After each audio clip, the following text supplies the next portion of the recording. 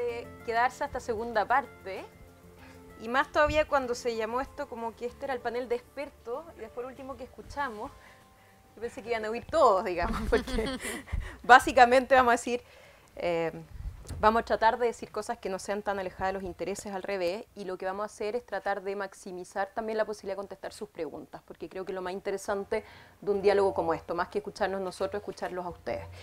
Les presento a Daniel Hochman, él es académico de la Universidad de Chile, economista. Juan José Osa, abogado académico de la Universidad Católica, exdirector del CERNAC. Francisca Barrientos, académica de la Universidad Diego Portales e investigadora de la Fundación Fuello. Acá tenemos dos abogados, un economista, así que tenemos miradas de expertos diversas. Y yo quería partir esta conversación planteando algo que tiene que ver con que los expertos también tienen visión del mundo y de la sociedad y de para dónde va la sociedad. Y me parece que es importante partir con eso más que con el artículo tal o cual del proyecto. Y en ese sentido, lo que yo quisiera preguntarles es que, digamos, a casi 20 años de la entrada en vigencia de la primera ley de consumidor, que fue por ahí por el año 97, partió el 92, pero en esos años no era nada de obvio que hubiera una ley del consumidor, hubo mucha oposición del Congreso incluso a que se legislara en materia de consumidor, o sea, este es otro mundo probablemente, ¿no? ¿Cuáles son los déficits más relevantes que ustedes, si tuvieran que decirlo en simple, en 2 o 3 déficits más relevantes que tiene la institucionalidad actual y hacia qué valores debiéramos ir pensando en una nueva institucionalidad? Porque me imagino que eso inspira gran parte de las soluciones que después podamos discutir. Juan José.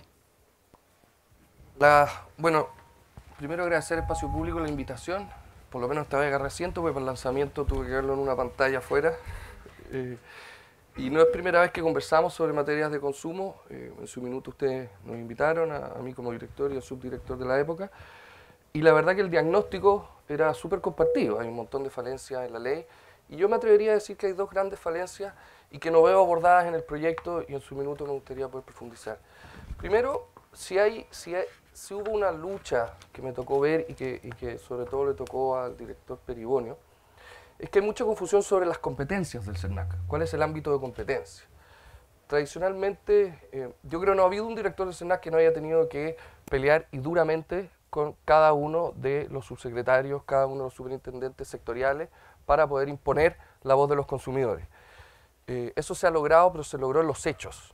Se logró que la SBIF comprendiera con mucha valentía que el CERNAC era el indicado para tratar ciertas materias, lo mismo la Subtel, lo mismo la CIS. Pero sigo echando de menos una clarificación legal sobre ese aspecto, porque esto se presta para litigación temeraria, y genera mucha incertidumbre en los mercados. Y en ese sentido creo que aclarar las competencias es muy, muy necesario. Por ejemplo, a propósito de los ilícitos anticompetitivos. Nosotros tuvimos una lucha doctrinaria, pero contra viento y marea. Estuvimos declarados inadmisibles en su minuto. Ese es un aspecto. Un segundo tema que requiere fortalecimiento y que lamentablemente ha sido muy a cuentagotas es el fortalecimiento de la acción colectiva. La acción colectiva primero no existía, luego se incorporó y tenía un examen de admisibilidad insólito, luego eso se mejoró, pero sin embargo quedaron un montón de baches que no veo recogidos ahora en el proyecto y que me encantaría que se subsanaran. Por ejemplo, hay cierto, y no quiero ser latero, pero soy abogado y voy a tener que entrar en esa dinámica, digamos. Echo de menos, ¿cuál es el gran problema que tiene el CERNAC antes de presentar una demanda colectiva? Que no tiene la información necesaria. Entonces yo echo de menos algunas facilidades probatorias en materia de acción colectiva. Yo echo de menos un discovery, como se hace en el derecho sajón. Nos inhibía de presentar algunas demandas y en algunas corrías riesgo de perderlas, porque no tienes la información la tienen las empresas. Se está dando, y en esto el proyecto es muy bueno, se está dando más posibilidades al CERNAC para requerir información ex ante, digamos, a la litigación, pero creo que seguimos cortos. A su vez, creo que la tramitación misma de la acción colectiva tiene que ser mejorada. Cuando se le dio preferencia a los recursos de apelación, se olvidó que existe el recurso de casación. Entonces, está muy bien, por la Corte de Apelaciones tú pasas rápido, pero para entrar a la tabla de la Suprema te sigues demorando un año. Entonces hay aspectos que no son ideologizados, que no son políticos y que favorecerían muchísimo la litigación colectiva. Y también sigo echando de menos una participación que es recogida solo en parte, a mi juicio, en el proyecto, de las asociaciones de consumidores más profesional y más inclusiva. Yo creo que esto es justo el momento para lograr ese objetivo. Y a nivel de los valores generales que deberían inspirar la reforma 20 años después de la primera regulación de consumidor, ¿en qué piensa? Yo pienso que los principios que están detrás de este proyecto son casi todos acertados. Yo los comparto el diagnóstico primero, Y en segundo lugar, creo que es un esfuerzo de investigación muy serio, donde no hay trucos, digamos, ¿ah? Donde hay honestidad intelectual, pero a mi juicio, el objetivo que se persigue no se logra por la vía de la implementación que se está proponiendo. Yo creo en otro CERNAC, creo en otras maneras de arreglar los problemas de consumo, y en ese sentido creo que, si bien es un trabajo de investigación muy serio, les falta cierto realismo. Yo me gustaría saber cuántas manos intervinientes en el proyecto han tenido la oportunidad de litigar ante un juez civil y un juicio sumario. Lo vamos a conversar. Francisca. Hola, muchas gracias también por la invitación que nos ha sido formulada. Y quizás partir con una prevención, ya que en realidad el proyecto es de fortalecimiento del CERNAC y se le encuadra dentro de la política de consumidores. Yo quisiera partir alejándome de eso. La política de consumidores es distinto que la protección al CERNAC. Es una parte, sí, es una parte relevante. Pero contestando a la pregunta, y desde mi mirada, ¿no? La mirada civilista, de persona a persona, lo fundamental, tras 20 años de entrada en vigor de la ley sobre protección de los derechos de los consumidores, es la misma ley, las mismas instituciones que regulan. Si los problemas han sido denunciados desde hace mucho tiempo, tenemos una definición de consumidor, ¿cómo calificarla? Qué difícil en esta instancia. Estrecha, con una interpretación judicial más estrecha aún. Tenemos una calificación de proveedor también estrecha, con una interpretación judicial más estrecha aún. Y eso es lo fundamental cuando uno piensa en una adecuada política de protección al consumidor. De ahí que de pronto quizás el diagnóstico sea que, y tal como se dijo, ¿no?, en el panel anterior, no haya existido hasta ahora una adecuada, una coordinada política pública orientada a pensar en la adecuada protección de los derechos de los consumidores, que no es lo mismo que decir el fortalecimiento del CERNAC.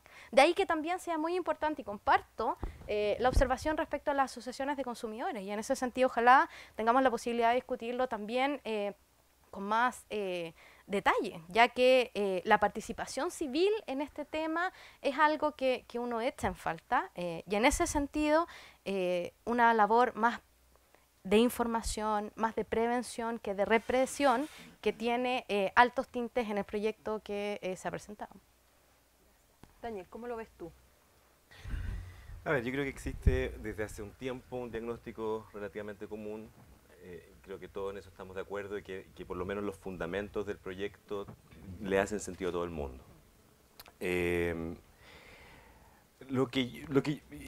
Esto conecta desde un punto de vista más como tal vez de economista la preocupación que tiene Juan José con respecto a la indefinición de las competencias del CERNAC, por ejemplo. Yo en algún momento cuando nos pusimos a pensar en estos temas hace algún tiempo, yo echaba de menos algo más básico, que era esencialmente cuál es la misión del CERNAC, así de simple.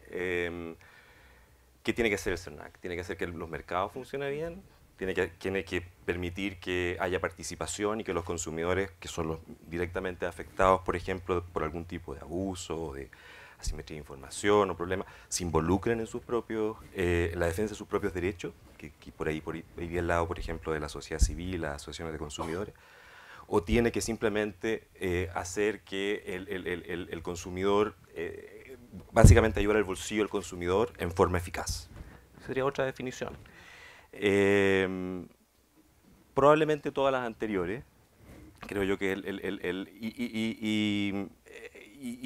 en el caso del CERNAC me imagino que la última pata, digamos, el tema de que se compense y se restituya a los derechos del consumidor en forma eficaz es un tema central. En el caso del CERNAC, estoy de acuerdo contigo que la política es más general. Y en ese sentido creo que lo que se echaba de menos, por eso creo que el diagnóstico era compartido, porque en algún sentido el diagnóstico era medio fácil, era que no existía una institucionalidad, algo sistémico que efectivamente permitiera llegar a estos objetivos, estos 2 o 3 objetivos que mencionamos anteriormente. Y lo que uno querría en 20 años más, de alguna forma, es que uno viera una suerte de pirámide que tiene componentes institucionales, componentes de política, una pirámide que va desde la capilaridad del sistema para recoger información, pasando por la capacidad de resolver los problemas tal vez fuera del aparato público, fuera de lo administrativo y de lo judicial, hasta medidas que son disuasorias y sanciones que sí pasan por el sistema, ya sea administrativo, público, y que pueden llegar hasta lo penal, digamos. Entonces, esa pirámide, esa visión sistémica que permite conseguir este objetivo, que pasa por un lado por qué sé yo, que los consumidores efectivamente vean respetados sus derechos, y hay distintas formas de entender eso, pero por lo bajo que en forma efectiva vean su bolsillo protegido. Yo lo voy a poner en forma bien burda, pero eso, desde el punto de vista de un economista, eso somos más burdos. Y por otro lado, que también yo veo también en el tema de la participación como un objetivo, ¿verdad? Eso que sea armónico, que esté sistémicamente salvaguardado por una institucionalidad que funciona. Y para ponerse un poquitito más concreto, no tanto, cuando uno habla de esta respuesta eficaz en pos de los derechos de los consumidores, uno también está pensando en cosas como minimizar los costos de transacción.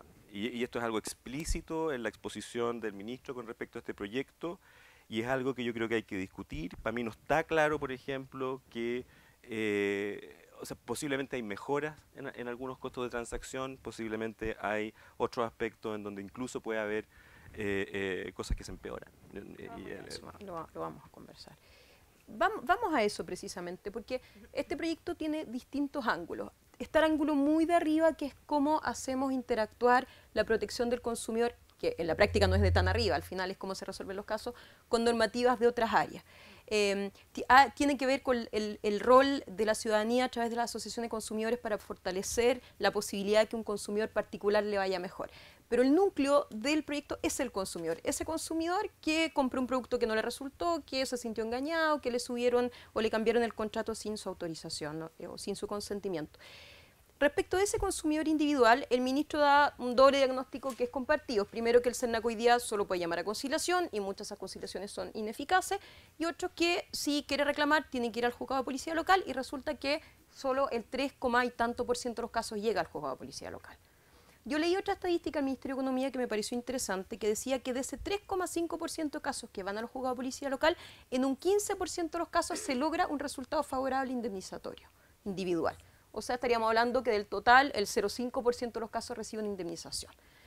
Parece paupérrimo el escenario actual. La pregunta que les quiero hacer es, frente a eso, ¿cuáles pueden ser los pros y los contras del modelo que se está planteando en esa particular mirada, en la eficacia de que el consumidor reciba una indemnización, una reparación a su daño, el modelo que se está planteando actual, y qué mejoras ustedes sugerirían a ese planteamiento o mirada alternativa? Porque la idea del diálogo es mejorar un proyecto si es que el diagnóstico, por lo que veo, está más o menos consensuado.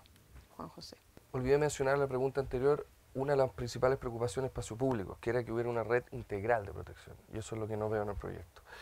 Respecto a lo segundo, naturalmente que el propósito del proyecto es bajar los costos de transacción para litigar, ¿ah?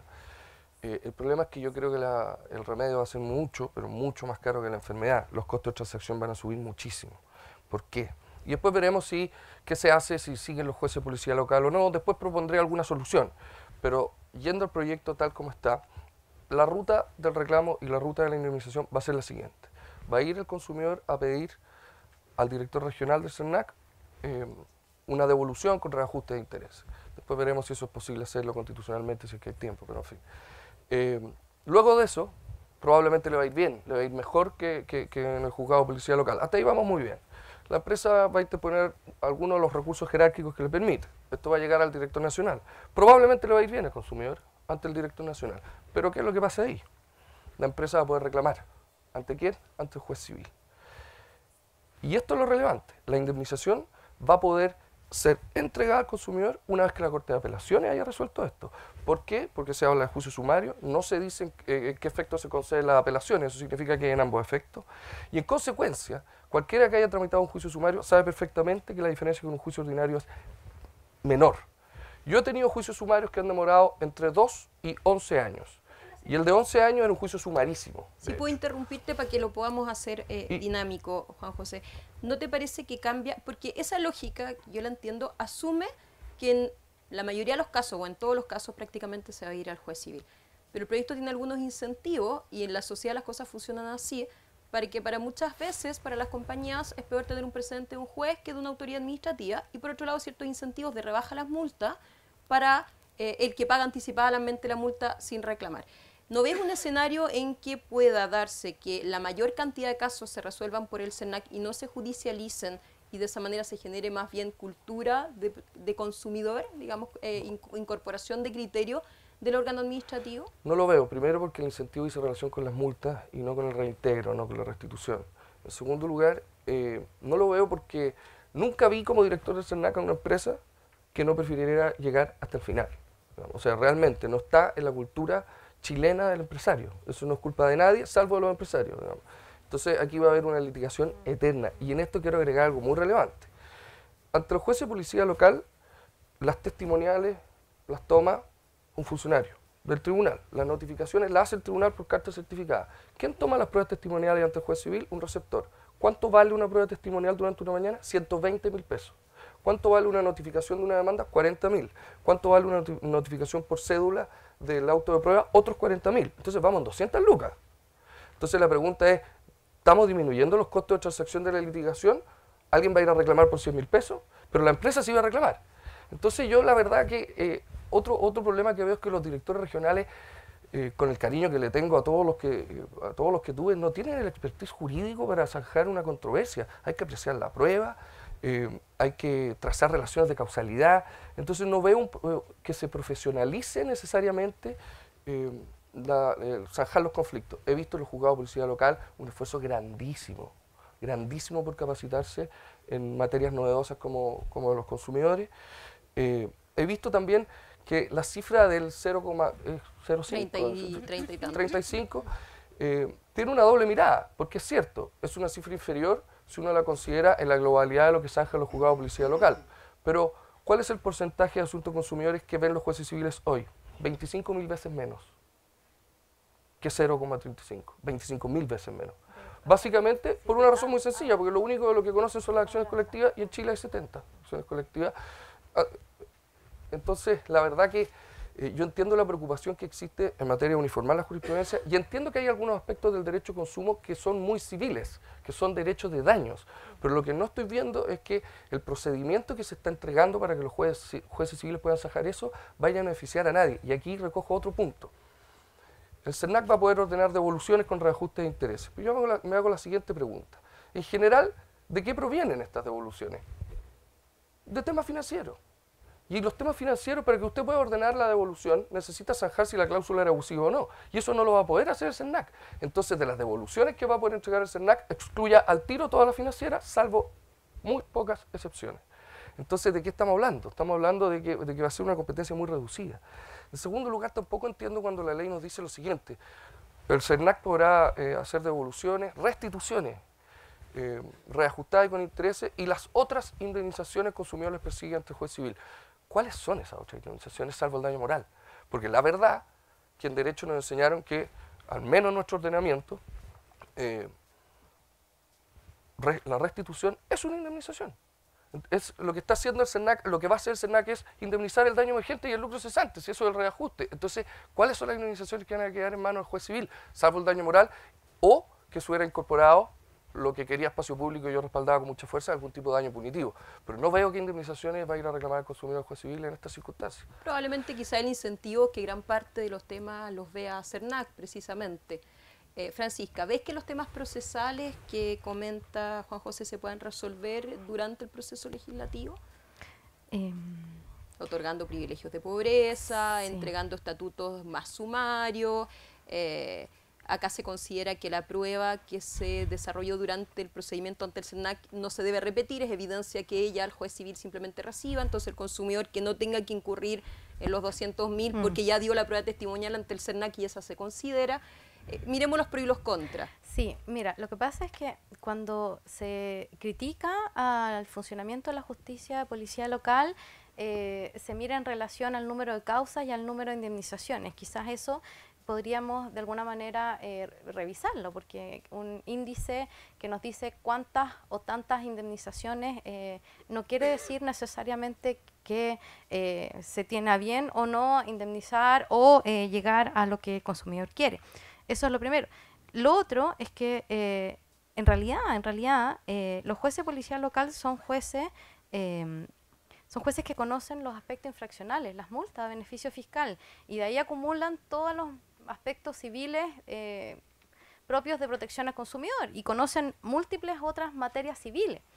Cuando se piensa en trasladar la competencia de los juzgados de policía local al CERNAC, quizás una de las razones que podría ayudar sería en tiempo, ya que no sería necesario hacer la denuncia, pasar por un proceso de mediación informal previo y luego recomendarle al consumidor que se dirija a la justicia a hacer una denuncia y una demanda civil. Pero todos los problemas que se han detectado en la justicia policial local no se ve que tenga una solución en el proyecto, ya que los problemas en policía local son problemas probatorios. Se decía que en justicia policial local no se requiere el patrocinio de un abogado. Bueno, el proyecto plantea de manera expresa que tampoco en el ámbito del CERNAC se va a requerir el patrocinio de un abogado. Y eso nos hace pensar un poco más sobre la validez o no del argumento del juez o parte, ¿no?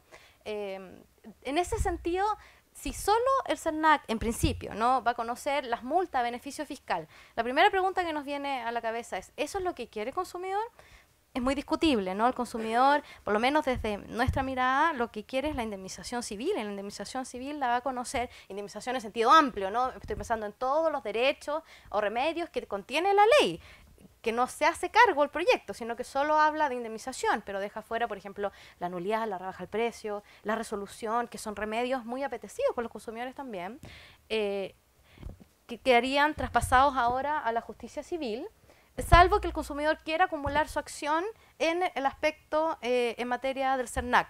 Bueno, pero si eso era exactamente uno de los mayores problemas que existía en la justicia policial local, que no era posible escindir la multa infraccional del aspecto civil, que además tienen problemas probatorios y que además comparecen sin el patrocinio de abogado, que se va a replicar en el proyecto como está. Trasladar las materias civiles a la justicia civil parece un buen esfuerzo, ¿no? Un buen esfuerzo. Pero hay que tomar en consideración otros factores que inciden, por ejemplo, que se está discutiendo ahora, la reforma procesal civil, los trámites que contempla la reforma procesal civil, la mirada especial que tiene un tribunal civil, que no es la misma que un tribunal que se ha dedicado 20 años a examinar materias de consumo. Y en este sentido pensemos, por ejemplo, la diferencia entre un juez laboral con la mirada de un juez civil respecto a un mismo problema, ¿no? Y si en algún momento se discutió si es que el consumidor se puede cambiar de acción a la justicia civil, en realidad lo que está pasando es todo lo contrario. Cuando uno pregunta a la gente, a los abogados que se dedican a estudiar estas materias, lo que está pasando es que toda la justicia civil se ha desplazado a policía local en materias de consumidor. Y lo que denuncian en esos casos son los problemas probatorios. Son los problemas probatorios, porque el CERNAC financiero absorbió gran parte de los problemas tradicionales que se estudiaban en el ámbito civil. Entonces, yo no sé si es que el problema de la competencia, la judicatura, resuelve en realidad el problema que se presenta hoy en día. Sobre la capacitación o no capacitación de los jueces de policía local, en realidad es un tema muy discutible. Sobre la sobrecarga que tienen, también es un tema discutible. ¿Quién podría en esta mesa de auditorio decir que no está con sobrecarga? Yo lo envidiaría no tan sanamente, ¿no? Porque yo pienso que estamos todos con sobrecarga. Yo por lo pronto sí, ¿no? El tema de que no sean jueces especializados, bueno, pero es que la justicia civil es la no especializada por excelencia también. Entonces, los argumentos que se dan para el traslado de la competencia en realidad no satisfacen del todo el cambio. Una pregunta ¿se puede evaluar la lógica de funcionamiento de un juez civil si no le has dado la oportunidad de generar cultura de consumidor? Porque claro, es fácil decir los jueces de policía local tienen cultura de consumidor porque llevan tantos años viendo casos de consumidor. Pero el juez civil, precisamente la crítica que hace, me están sacando todos los casos de interés y me dejan las cobranzas. Yo soy juez, Sí. yo quiero resolver las materias interesantes. Y lo que demuestra el tema de las acciones colectivas, que por lo menos en un gran número de casos los jueces civiles han confirmado la mirada pro consumidor, y las Cortes y la Corte Suprema también, en un número nada despreciable de casos. Entonces la pregunta es, si uno se queda en decir los que han visto los casos los tienen que seguir viendo porque los han visto, la verdad es que eso es circular, en el sentido de lo que tú quisieras eventualmente subirle el nivel, precisamente porque los temas consumidores no son menos relevantes que los temas laborales o los temas tributarios u otros, ¿no? Estamos de acuerdo en ese sentido, pero hay un viejo refrán que dice que es mejor diablo viejo que diablo nuevo por conocer, ¿no? Sí. En realidad También puede ser un poquito conservador, por finalmente. cierto, no, por cierto. O sea, lo ideal sería que estas materias se vieran en la justicia civil, pero eso sería el escenario ideal, ¿no? Pero tal como se ha planteado, y ahí insisto y vuelvo a la mirada anterior, la dicotomía que existe entre el régimen de responsabilidad infraccional y el régimen de responsabilidad civil en la ley no está resuelto. Ya preguntaremos luego al director del CERNAC actual. Vamos a terminar la ronda, ¿cómo lo podemos resolver? Daniel. A ver, primero quiero valorar algo, porque el tema de los costos de transacción estoy de acuerdo que es un problema fundamental. Que uno de los objetivos explícitos del proyecto, y que me parece un gran logro, por lo menos en lo planteado, ¿no? Es obvio, todo lo que los problemas vienen por el lado de la implementación, pero desde el punto de vista del planteamiento, es esta búsqueda de universalizar la protección de los derechos de los consumidores. O sea, hay un tema acá que tiene que ver con hacer exigibles ciertos derechos, tener cobertura, que de alguna manera, por el hecho de pasar a un procedimiento administrativo, que el CERNAC se haga depositario de estos reclamos, si uno quiere, y que tenga cobertura regional y que se hagan las inversiones institucionales a nivel de la región y del personal que de alguna manera permitan satisfacer estas demandas, es una aspiración, a lo menos, de este proyecto que hay que valorar en forma importante. Ahora, entonces, de alguna forma, ahí tenemos un lado el proyecto que dice, mira, aquí va a haber universalidad, va a haber más cobertura, va a haber la posibilidad de exigir y vamos a tener un contingente de recursos humanos desplegado en el país que, en principio, se va a encargar de que eso sea así. Ahora, el tema, y aquí estoy de acuerdo con Juan José, yo no soy abogado, evidentemente no tengo mucha idea de cómo funciona el día a día de los procedimientos, pero sí he conversado con abogados expertos en temas de defensa de los consumidores y litigación, y lo que sabemos hoy por hoy es que efectivamente hay poquititas cosas que llegan a los juzgados de policía local, pero eso demoran relativamente poco. Entonces uno llega y a los 9 meses tiene su indemnización, y eso es. Y si los plazos que están asociados a estas otras formas, estos otros regímenes de recursos o de reposición, una vez que, qué sé yo, hace un dictamen a nivel regional el CERNAC, después se va al nacional y después hay una litigación que pasa por las cortes, los tribunales ordinarios, eso, a mí me cuesta creer que eso se pueda demorar menos que eso, sinceramente. O sea, Juan José tiene una visión de que es muchísimo más, 5 veces más, probablemente va a haber visiones distintas.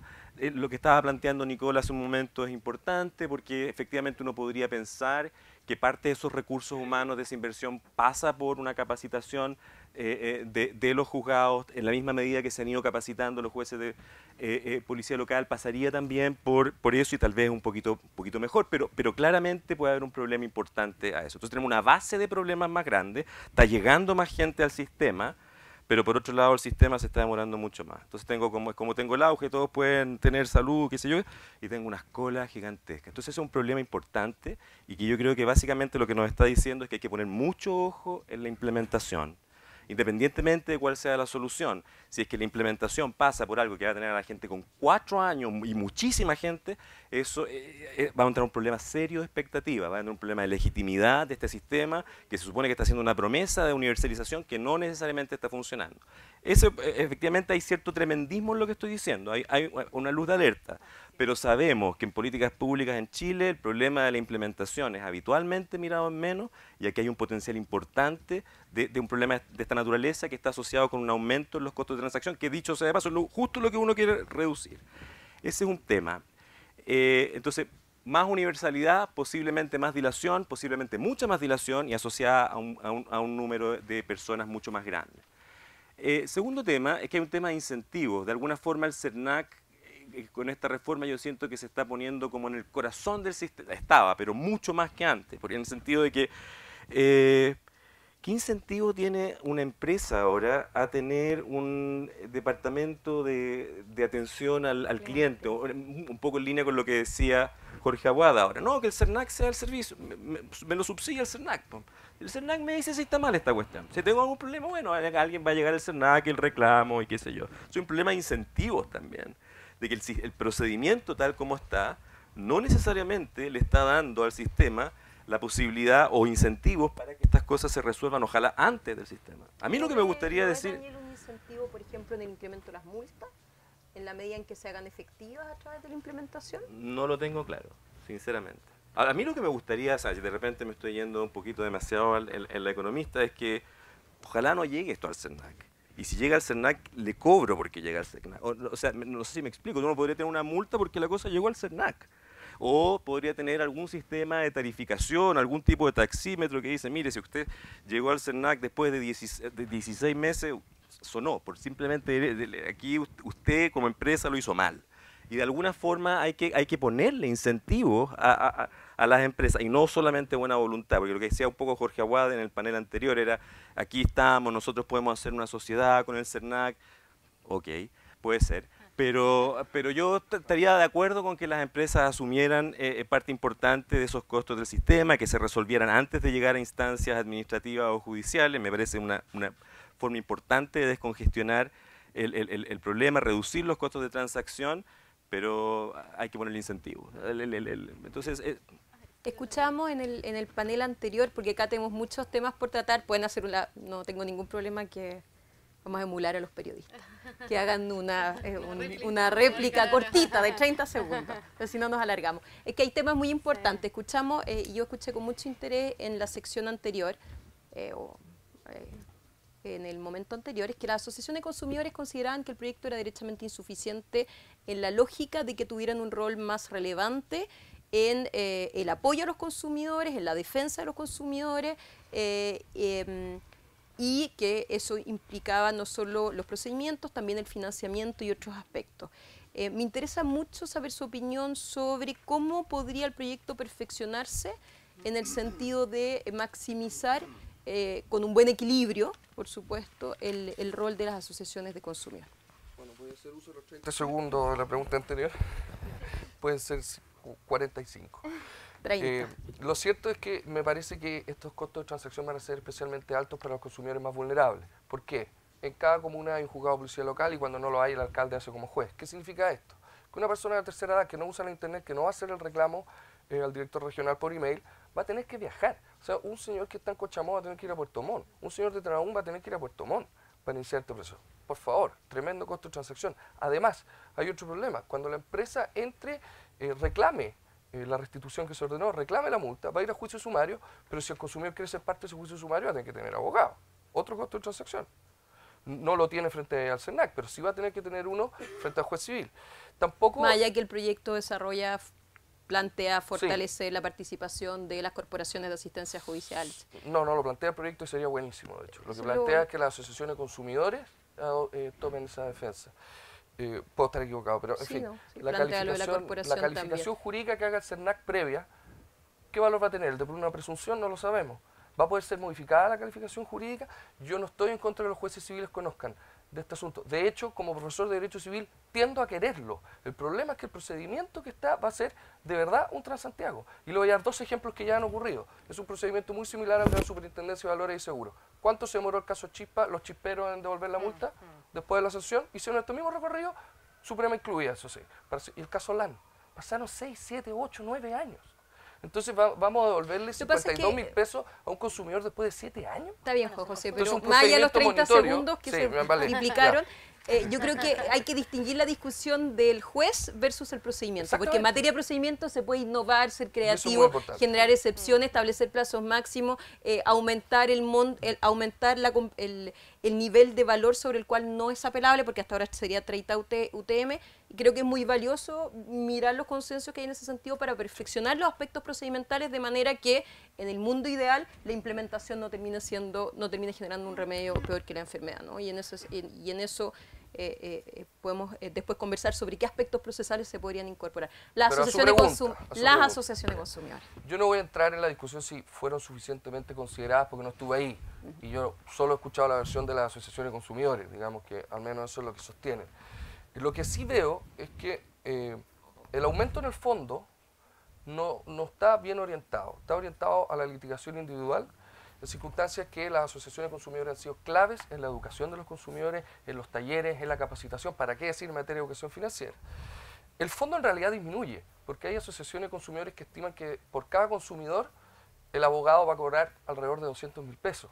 Entonces, si tú calculas, amén de añadirle otro costo de transacción, el fondo en realidad queda estancado donde está. No hay un financiamiento basal para arrendar, para contratar personas. No estoy de acuerdo con la inhabilidad que se le está imponiendo de la ley de mercado de valores, no la comprendo realmente, o sea, no, yo creo que todos los que puedan ayudar, que ayuden.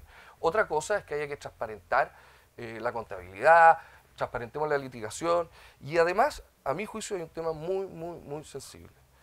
En los hechos, lo que puede determinar esto es que las asociaciones de consumidores sean limitadas a la litigación individual, que es la parte difícil del problema, y excluidas de la acción colectiva. ¿Por qué?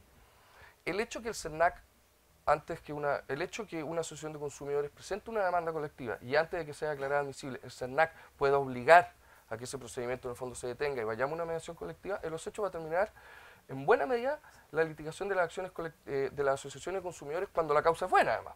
¿Por qué?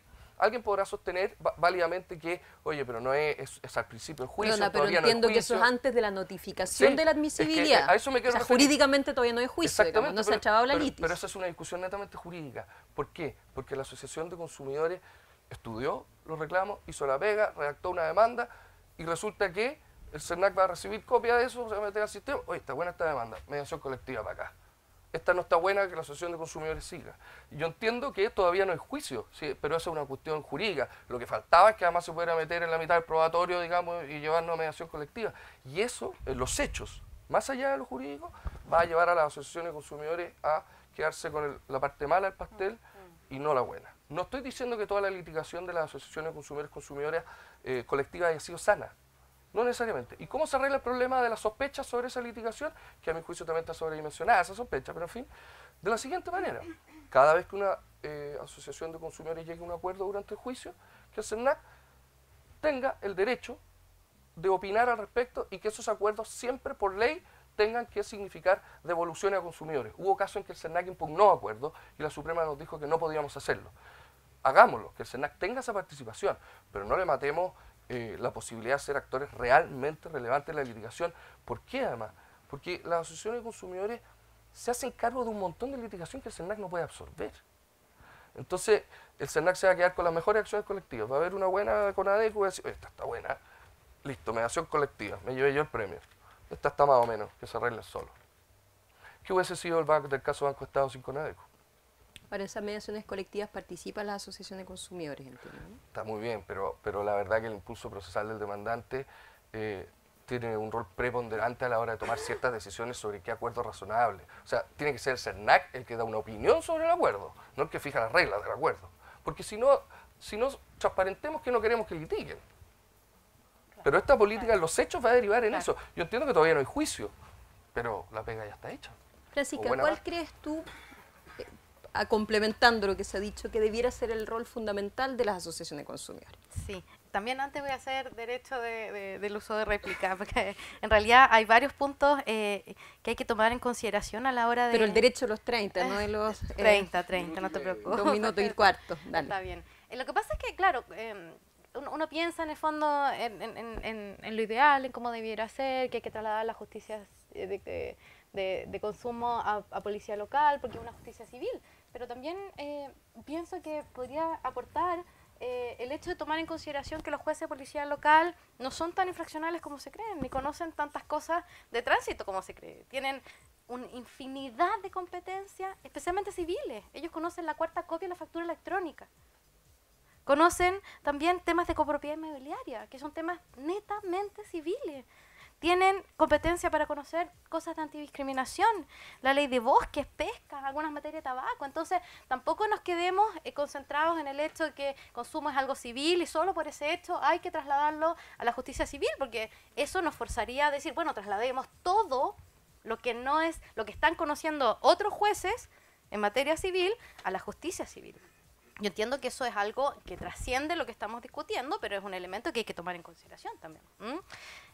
La asociación de consumidores. La asociación de consumidores. Ahora voy a eso. En realidad, bueno, no puedo más que compartir lo ya dicho. Y también lo que se ha señalado, si las mismas asociaciones de consumidores han alzado la voz para ser oídos en este tema. Y en realidad las cosas que dicen son bastante razonables. Ellos dicen, bueno, ¿por qué el CERNAC podría paralizar o suspender, cierto, todo el esfuerzo que se hizo en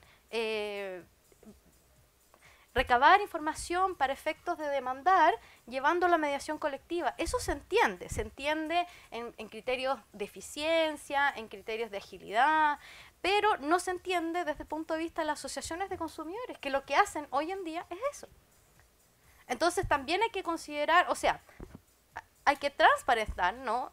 ¿Qué es lo que se quiere? Se quiere eliminar la litigación, disminuir la litigación, porque ese es el efecto que se va a producir. Y si eso es así, y si ya no se quiere que las asociaciones de consumidores tengan injerencia en materia de acciones colectivas o acciones difusas, bueno, ok, pero para eso hay que hacerse cargo. También comparto que las asociaciones de consumidores han hecho un encomiable esfuerzo. El caso Banco Estado es ejemplo gráfico de eso, ¿no? Y otros, porque hasta el momento lo que sabemos de las acciones colectivas también es muy poco. Yo sé que el proyecto pretende regularla, ¿cierto? Pero ¿sabemos cuál va a ser la política del CERNAC para decidir qué cosa va a mediación colectiva o no? ¿Sabemos cuál va a ser la política del CERNAC para decidir qué cosa va a demandar colectivamente? Hay un reglamento que se tiene que dictar, ¿no? Para especificar esos puntos. Claro. Entonces, perdona, la idea también es de la implementación, ¿no? A eso quiero llegar. Y en ese sentido, la labor que han hecho las asociaciones de consumidores hasta el momento es buena, es adecuada. Si se requiere participación civil, ya sea demandando, ya sea educando, eso es lo que hacen ellos. Y ojalá pudieran tener más incentivos para hacerlo, ya que el aumento que también ha sido denunciado por Hernán Calderón, que denuncian el aumento de los fondos ni siquiera va a alcanzar a costear el 10% de las demandas que ahora deberían tener en la justicia individual. Entonces, le están exigiendo costos mayores a sus capacidades y por otra parte le están disminuyendo unas facultades que son propias e inherentes a ellas. Si lo que queremos es una participación civil activa, que se empoderen, dejemos que las cosas tomen su curso natural, y ese es el camino que ha ideado la Asociación de Consumidor para estar presente y para generar efectos positivos en materia de protección al consumidor. Daniel, paradójico que un proyecto que se haya planteado mejorar y potenciar y fortalecer las capacidades de la Asociación de Consumidor sea leído por los colegas como lo opuesto. ¿Cómo lo ves tú? Primero voy a tomarme los 30 segundos para aclarar otra cosa. 30, por favor. Ok, primero sobre la implementación, simplemente, esta es una cosa más bien académica, pero yo de verdad creo que el Transantiago es un ejemplo claro, pero entre otras cosas porque hoy por hoy comparativamente es un sistema relativamente bueno y el auge también. Entonces, no es bueno estereotipar a las personas, tampoco a las instituciones, y encontrarse un ejemplo mejor a esta altura. Pero con respecto a la función de las asociaciones de consumidores, yo siento que está, a ver, primero que todo, simplemente valorar la importancia de ellas. Ernesto tuvo un punto muy importante, que todos los sistemas de protección al consumidor que funcionan tienen una importante base ciudadana y organizada, institucionalizada, que permite que así sea.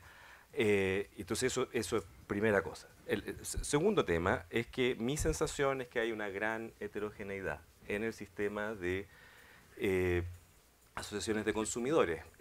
Hay algunas que, o sea, hay chicas, hay grandes, hay cosas, algunas que son muy específicas, otras que son un poco intermitentes, otras que llevan mucho tiempo y que han llevado adelante causas colectivas importantes, etcétera. Entonces lo que yo siento es que tal vez es una oportunidad este proyecto de ley para, en conjunto obviamente con las asociaciones de consumidores, de tratar de racionalizar un poco esa parte del sistema.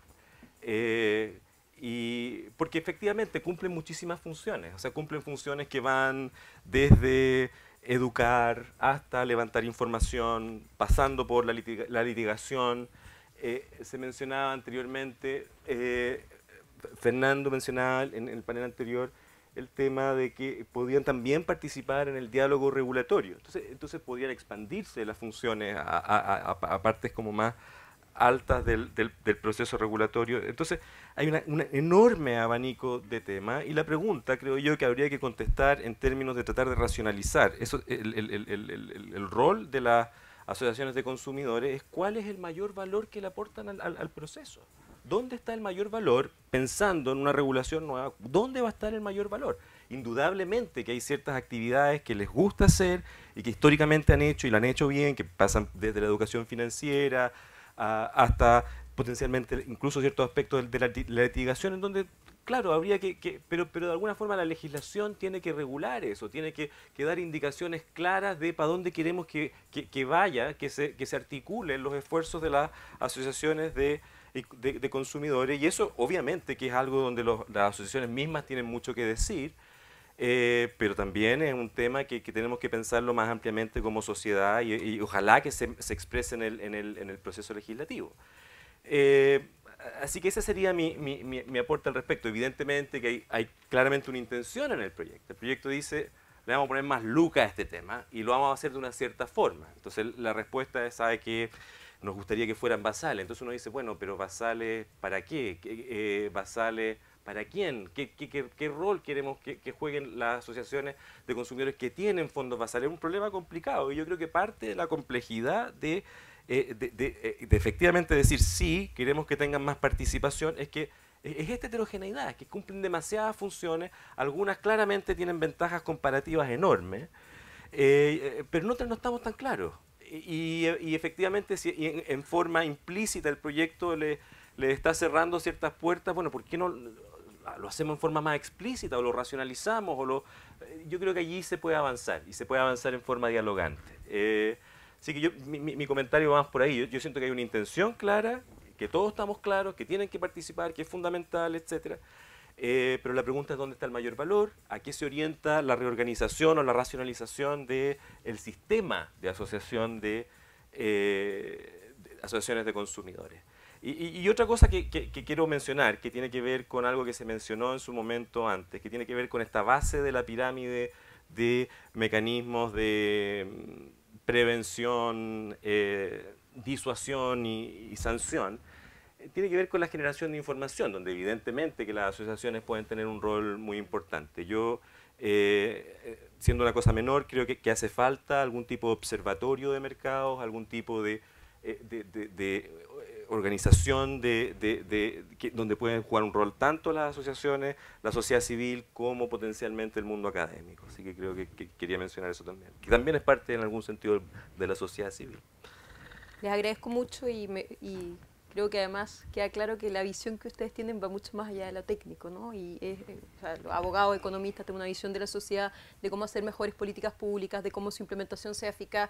La técnica es un medio para alcanzar esos objetivos. Nos quedan decenas de temas importantes. Me hubiera encantado que pudiéramos hablar de las mediaciones, de la posibilidad de diferenciar entre tipos de proveedores, que es una inquietud que está dando vuelta y en que uno podría hablar de que las sanciones se diferencian por tamaño, daño potencial, que hay posibilidad de sanciones preventivas, capacitación. Hay muchos temas, pero creo que es mejor que ustedes pongan los temas y que nos demos los 10 o 15 minutos que faltan para escuchar sus inquietudes. Les pediría, por favor, que hicieran el esfuerzo enorme de hacer preguntas breves, para que la mayoría de ustedes puedan hacer las preguntas y que no una pregunta se tome el espacio de 3 o 4. ¿Alguien me puede preguntar qué cosas me gustan? Pues me encantaría decir las cosas buenas del proyecto. Don Ernesto, señora acá, vamos a ir por orden, ¿ok? No conozco el nombre de todos, pero... Bueno, primero muchas gracias de nuevo por esta oportunidad de compartir distintas visiones de expertos desde el área jurídica, también del área económica respecto del proyecto. Yo quisiera comenzar solamente para despejar una duda, y me voy a permitir aquí, no tengo réplica, pero quiero despejar una duda que nosotros también se la hemos despejado a la Asociación de Consumidores, ahí también para Francisca y Juan José, que están equivocados. La ley no restringe el derecho de la Asociación de Consumidores a presentar acciones colectivas, porque el texto de la ley es súper claro y hay que leerlo bien. Dice, antes del ejercicio de las acciones respectivas.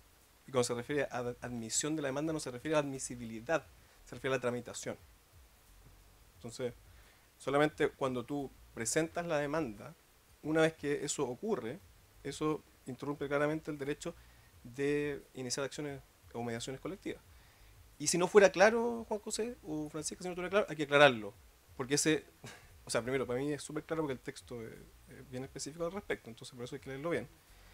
Pero en el evento de que, digamos, personas inteligentes puedan leerlo de manera distinta, que no sé cómo, pero podría ser, lo que yo diría es, el principio claro de la ley es fortalecer a las asociaciones de consumidores, fortalecerlas. Esto es, no solamente no quitarles las acciones que tienen hoy día declaradas, y que yo comparto con Juan José, que ha sido extremadamente importante para el sistema de protección al consumidor, el ejercicio de las acciones que han hecho en varios casos. O sea, y tú ahí también, Juan José, tuviste la oportunidad de trabajar desde el CERNAC con las asociaciones de consumidores. Y el proyecto de ley lo que hace, el propósito, es fortalecerla. Entonces, tal como dije en la mañana, respecto de cómo se puede hacer ese fortalecimiento para que de verdad sean un pilar de la protección al consumidor, que se les dé todas, no solamente las facultades, sino también los recursos para que puedan cumplir con esto. Yo creo que la tramitación del Congreso para eso es para resolver dudas razonables. Yo de verdad creo que aquí no hay duda. O sea, no quiero ser, no quiero cerrar la puerta, pero eventualmente puede haber alguna interpretación distinta. Yo también este tema, donde tú este tema lo levantó Hernán acá, y me pareció también muy oportuno también aclarárselo. En su momento también se lo aclaramos a través de la interpretación que nosotros le damos a ese artículo.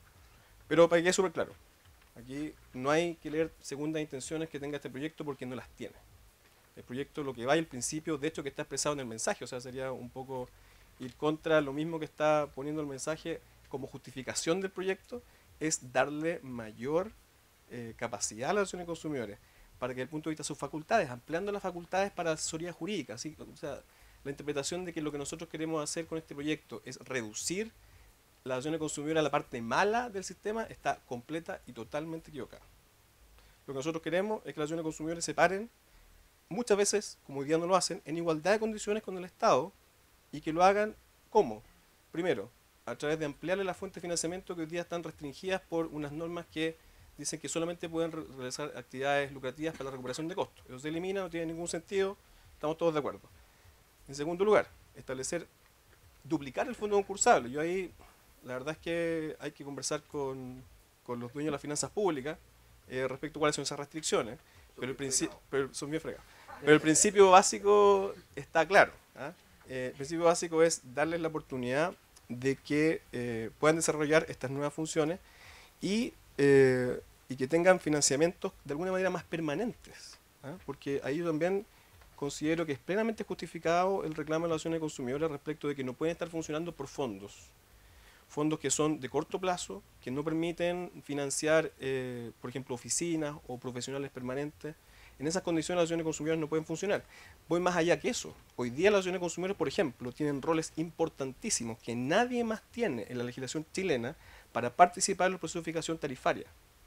Lo tienen desde la última reforma y no han sido capaces de ejercerlo con pérdida de eficiencia para todo el sistema, para nosotros los consumidores, para los usuarios de servicios básicos en sus bolsillos, porque las asociaciones de consumidores no tienen la capacidad técnica y no tienen los recursos suficientes como para, por ejemplo, contratar los informes requeridos en ese proceso de fijación tarifaria que nosotros sabemos son millonarios. Entonces, desde ese punto de vista, Francisca y Juan José, ahí bueno, nos podemos juntar. Yo, de hecho, les pido ayuda para que podamos ver dónde ustedes leen eso, porque me gustaría entenderlo. A Jorge, a ti en su minuto, y encantado de dárselo. Entonces, desde ese punto de vista, yo les agradezco también la contribución, pero también decirles que están completamente equivocados respecto del propósito de no solamente de la norma, sino también del proyecto en general. Y sí, donde tengo una pregunta para mi colega también, mi predecesor, que yo creo que es muy importante, y ahí te voy a dar el pase de gol para que tú digas las cosas buenas del proyecto. Es reconocer que aquí cuando nosotros estamos bajando los costos de transacción, no solamente se trata de bajar los costos de transacción para litigar. La litigación, de hecho, lo que busca el proyecto es disuadirla. Lo que busca el proyecto es que tengamos menos juicios. Lo que busca el proyecto, incluso aguas más arriba, es que tenga menos reclamos. Y de la perspectiva tuya como exdirector del SERNAC, yo creo que estás en una posición muy clara como para evaluar qué significa. Tú estuviste sentado al mismo señor que estoy sentado yo. El que tenga el SERNAC facultades fiscalizadoras. El que el SERNAC tenga facultades para interpretar la ley.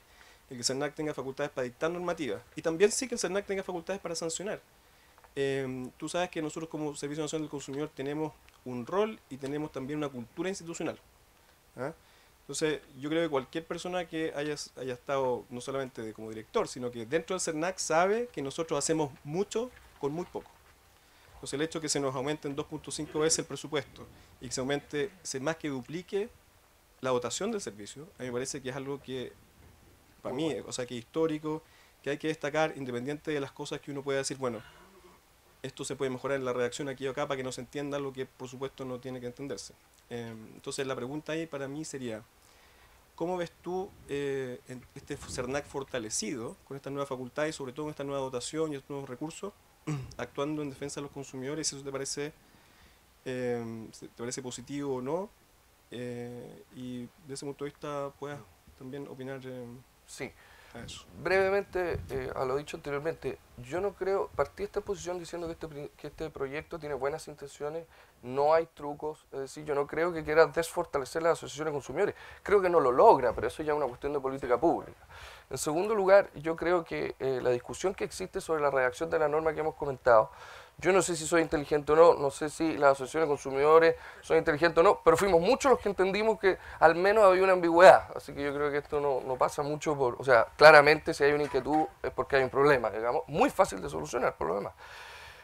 Comparto que ojalá haya menos juicios, no creo que haya los suficientes incentivos, hay algunos bien novedosos, creo que faltan algunos para que esto no termine, ¿no es cierto?, en esta reclamación de las empresas en el juicio sumario y efectivamente haya menos reclamos y haya menos juicios.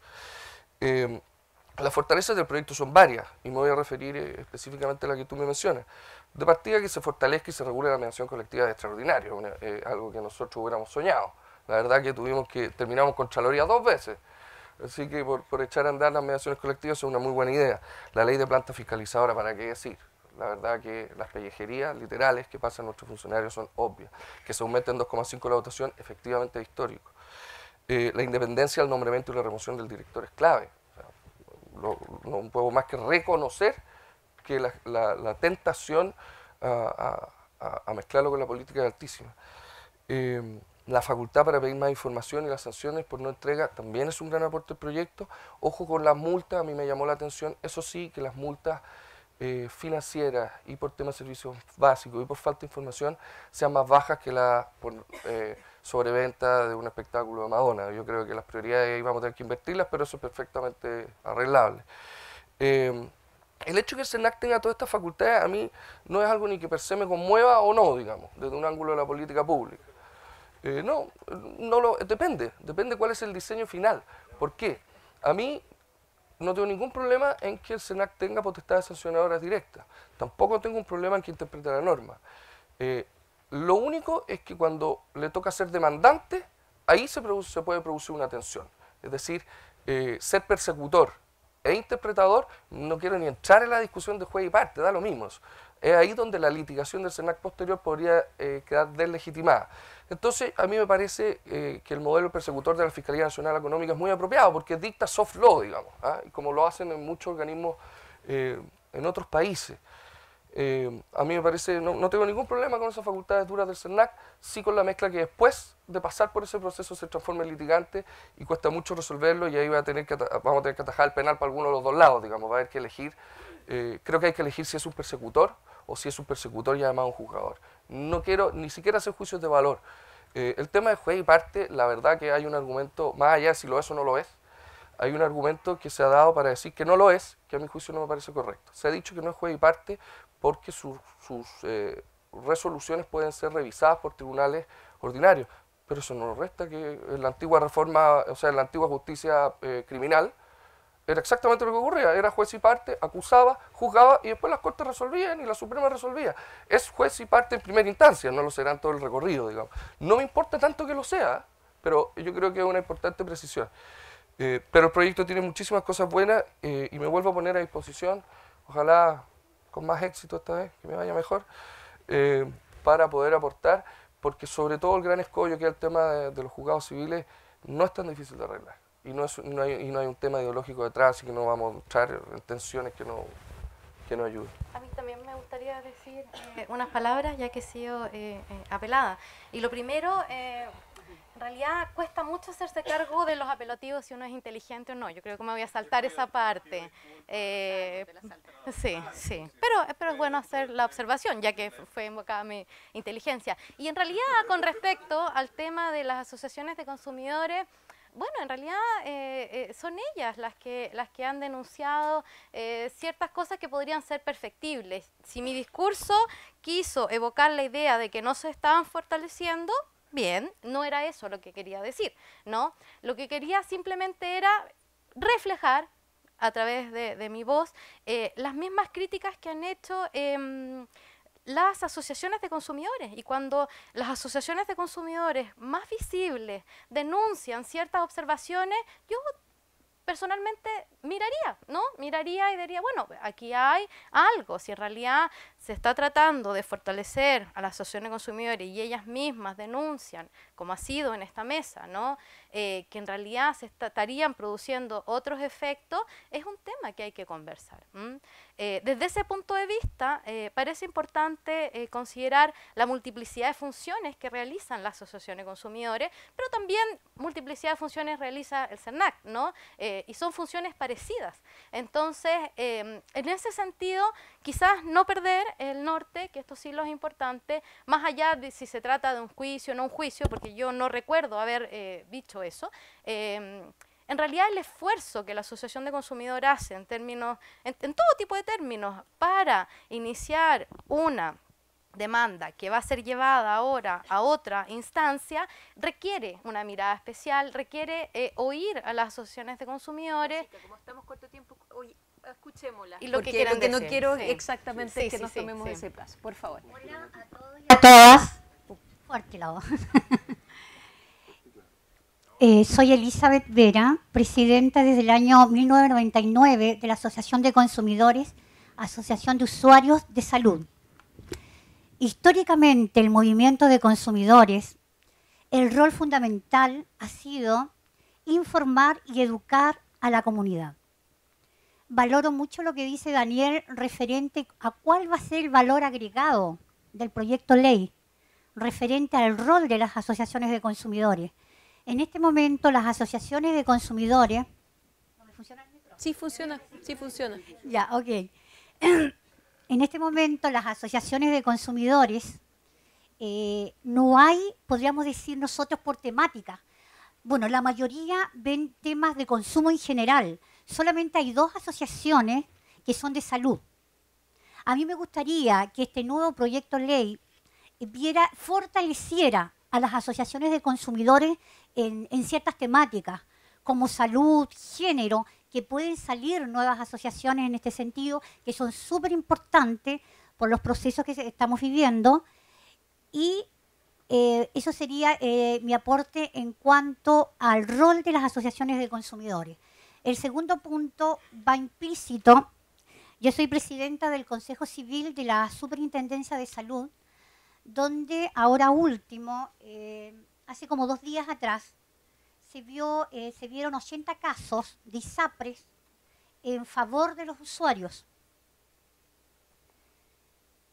Hoy en día el usuario del sistema público y privado sigue siendo atropellado a pesar de las leyes últimas que han salido en salud.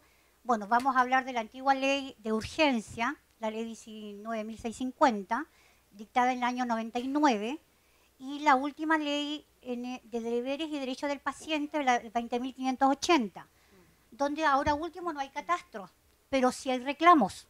Entonces los usuarios a veces no saben dónde apelar. Ahí está la orientación de las asociaciones de consumidores. Ahí estamos nosotros. Si es FONASA, sistema público, es FONASA, la Contraloría de FONASA. Si es ISAPRE, la Super de Salud, aunque la Super de Salud resuelve todo lo que es sistema público y privado. ¿Qué ha pasado en estos últimos años con todo lo que pasó con las farmacias? ¿Qué ha pasado con los abusos de las ISAPRES? Entonces, yo me detengo en esto y quiero saber cómo se va a aplicar la ley en el ámbito salud, dado que hay muchas restricciones para que actúen las asociaciones de consumidores, porque la ley no es aplicable. Es hora que hoy en día se tome también un párrafo especial al consumidor en salud y donde el usuario no sea tratado como cliente, sino como paciente. Gracias. Gracias. ¿Dos preguntas más? Sí. Por favor. Sí, sí, sí. No, yo tengo una observación. Este problema, perdón, Cristian Riego de la Universidad de Diego Portales.